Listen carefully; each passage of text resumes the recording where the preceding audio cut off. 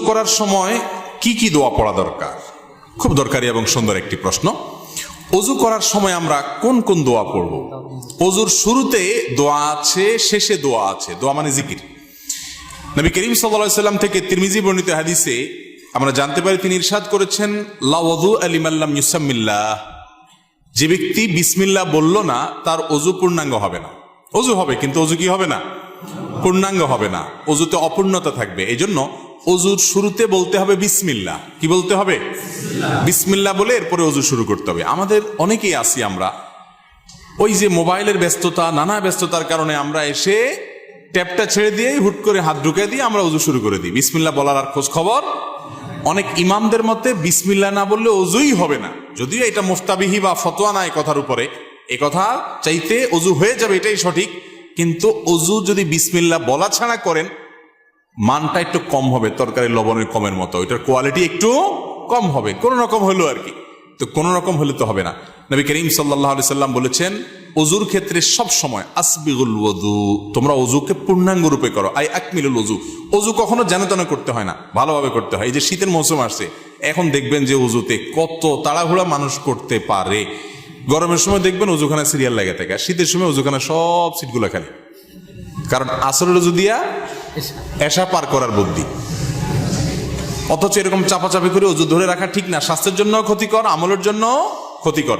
এই জন্য ওয়াইলুল আকাবিরান নার হাদিসে আসছে, পায়ের গিরা, গোড়ালি, এই যে চিপা চাপা আঙ্গুলের শুকনা থাকে, এগুলো বিশেষ করে শীতের সময়, অন্য সময় তো বটেই, শীতের সময় বিশেষভাবে এগুলোকে যত্ন সহকারে ধুইতে হয়। যাই হোক, তো ওযুর শুরুতে বিসমিল্লাহ বলতে হবে। কি বলতে হবে? বিসমিল্লাহ। এটা হলো প্রথম ওযুর শুরুর জিকির। আর ওযুর মাঝখানে কিছু পড়তে হবে কিনা, আপনারা অনেক বই পুস্তক দেখেন, সেখানে হাত ধোয়ার একটা দোয়া আছে, কুলি করার একটা দোয়া আছে, মুখ ধোয়ার একটা দোয়া আছে, মাথা মাসে করার আরেকটা দোয়া আছে, পাও ধোয়ার আরেকটা দোয়া আছে। আছে না নাই? এই সবগুলো দোয়া মুখস্থ আছে, এরকম কপালওয়ালা একজন মানুষ দেখি,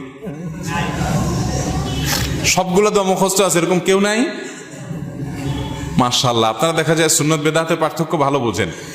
যাক, এটা বিশুদ্ধ কোনো হাদিস দ্বারা প্রমাণিত নয় যে সকল অঙ্গ প্রত্যঙ্গে আলাদা আলাদা দোয়া আছে, তাহলে তো একজনের ওযুতে 10 মিনিট করে লাগবে, ঠিক না? ওযুর শুরুতে শুধু বিসমিল্লাহ পড়বেন, এটি হাদিস দ্বারা প্রমাণিত, যেটি বললাম তিরমিজির হাদিস।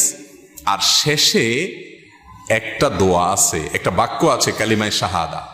সহিহ মুসলিমের হাদিসে আসছে, নবী করিম সাল্লাল্লাহু আলাইহি সাল্লাম বলেছেন, কেউ যদি ওযু সুন্দরভাবে করে, ভালো করে কুলি করে, ডলে ডলে ওযু করে, এরপরে শেষে যদি এই বাক্যটা পড়ে, তাহলে জান্নাতের 8টা দরজার সবগুলো একসাথে খুলে যায় এবং সে যে কোনোটা দিয়ে প্রবেশ করতে পারে।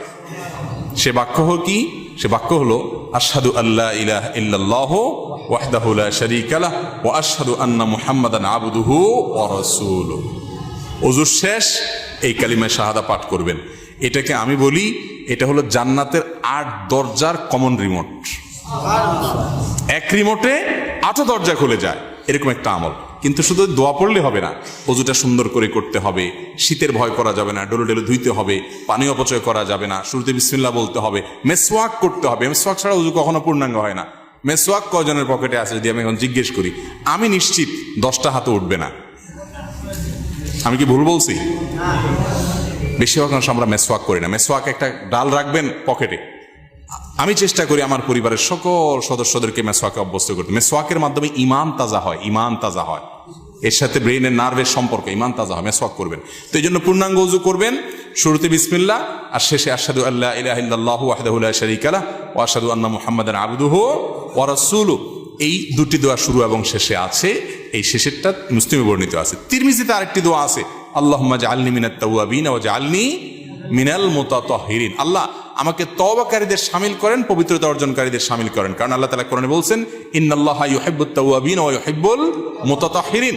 আল্লাহ তওবাকারী এবং পবিত্রকারীদের পছন্দ করেন। তাহলে ওযুর শুরুতে বিসমিল্লাহ, শেষে কালিমায়ে শাহাদা, এবং তারপরে যদি আরো অতিরিক্ত পড়তে চান, সুযোগ থাকে, আরেকটা হাদিস আছে, সেটাও পড়া ভালো, আল্লাহুম্মা জাআলনি মিনাত তাওয়াবিন ওয়া জাআলনি মিনাল মুতাতাহহিরিন।